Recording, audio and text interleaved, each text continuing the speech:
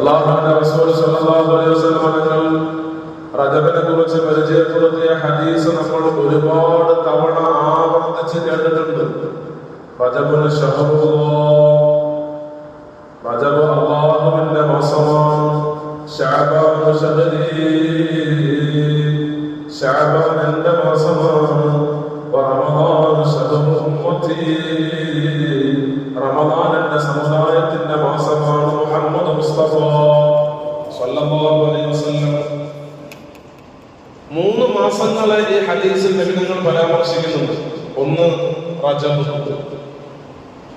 റജബുൽ ശഹറുല്ലാഹ് എന്നാണ് നബിതങ്ങൾ പറഞ്ഞത്. റജബ് അല്ലാഹുവിന്റെ മാസമാണ്.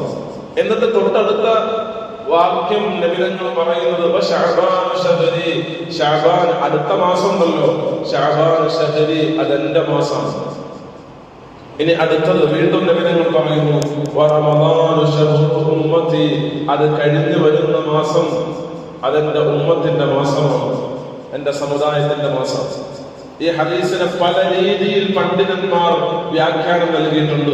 അതായത് റമദാൻ എന്നത് നബി സല്ലല്ലാഹു അലൈഹി വസല്ലം തങ്ങളുടെ സമുദായത്തിന്റെ മാത്രം പ്രത്യേകതയാണ്. വേറൊരു സമുദായത്തിനും അല്ലാഹു റമദാനിൽ മഹത്വം കൊടുത്തിട്ടില്ല. നബിയുടെ ഉമ്മത്തിനല്ലാതെ റമദാനിൽ ഒരു സമൂഹത്തിന് മഹത്വം ഉണ്ടായിട്ടില്ല. എന്നാൽ റജബ് എന്നത് ആദം നബി അലൈഹിസ്സലാം മുതലുള്ള മുഴുവൻ ആളുകളും മുഴുവൻ സമൂഹങ്ങളും ബഹുമാനിച്ച മാസമാണ്. റജബ് ബഹുമാനിക്കാത്ത ഒരു ജനതയും മുൻകഴിഞ്ഞ സമൂഹത്തിൽ പോലും കടന്നു പോയിട്ടില്ല. കാഫിരീങ്ങൾക്ക് പോലും റജബിനോട് വലിയ ആദരവായിരുന്നു. അതുകൊണ്ടാണ് ഇസ്ലാമിന്റെ ബദ്ധവൈരികളായി അറിയപ്പെട്ടിരുന്ന ഒരു സമൂഹമായിരുന്നു മുദർ ഗോത്രക്കാർ. അറേബ്യയിലെ മുദർ ഖബീലക്കാർ ഇസ്ലാമിന്റെ ഏറ്റവും വലിയ ശത്രുക്കളായിരുന്നു. എന്നാൽ റജബ് മാസം വന്നാൽ അവർ ഒരാളെയും ആക്രമിക്കില്ല.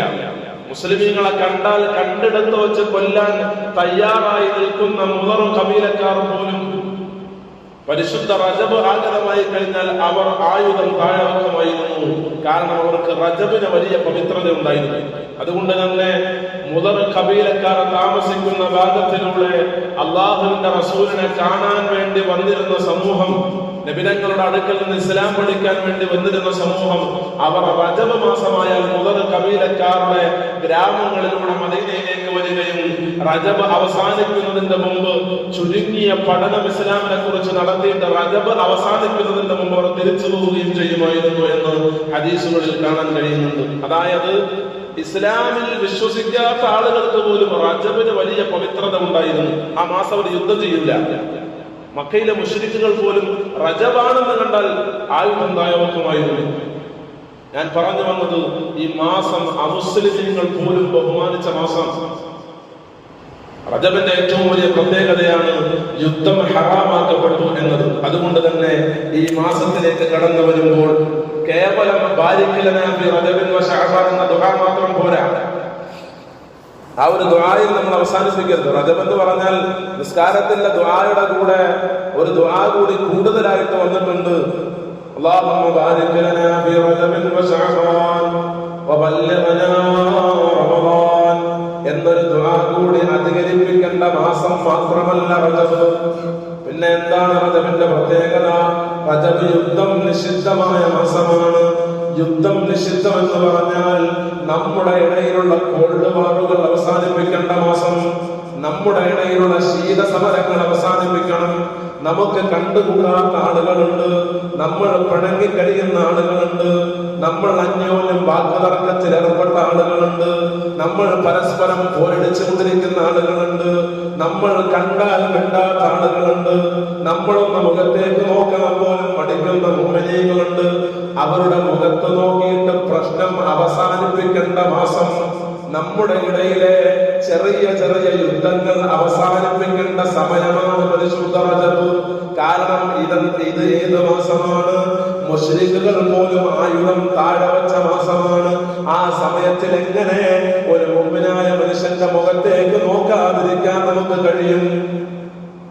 മുശ്രിക്കുകൾ പോലും ആയുധം താഴെ വെച്ച മാസത്തിൽ എങ്ങനെ മുസ്ലിമിന്റെ മുഖത്ത് നോക്കി സലാം പറയാതെ മുഖം തിരിഞ്ഞു നടക്കാൻ നമുക്ക് എങ്ങനെ സാധ്യമാകും?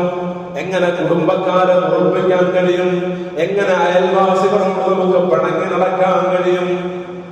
ഒരു വലിയ സൈൻ ബോർഡ് മുമ്പിൽ വരാണ്, റമദാനിന് 60 ദിവസം മാത്രമേ ബാക്കിയുള്ളൂ എന്ന വലിയ സൈൻ ബോർഡ് നമ്മുടെ മുമ്പിൽ ഇങ്ങനെ വന്നു നിൽക്കുമ്പോ ഇനിയും പിണങ്ങി കഴിഞ്ഞാൽ പിണക്കത്തോടുകൂടി റമദാനിലേക്ക് എത്തിയിട്ട് പിന്നെ നമ്മൾ എത്ര തറാവീഹിന് നമ്മൾ ഇങ്ങനെ കുനിഞ്ഞു നിവർന്നിട്ട് എന്ത് കാര്യം, എത്ര തവണ നമ്മൾ പടച്ച തമ്പുരാന് വേണ്ടി പട്ടിണി കിടന്നിട്ട് എന്ത് കാര്യം.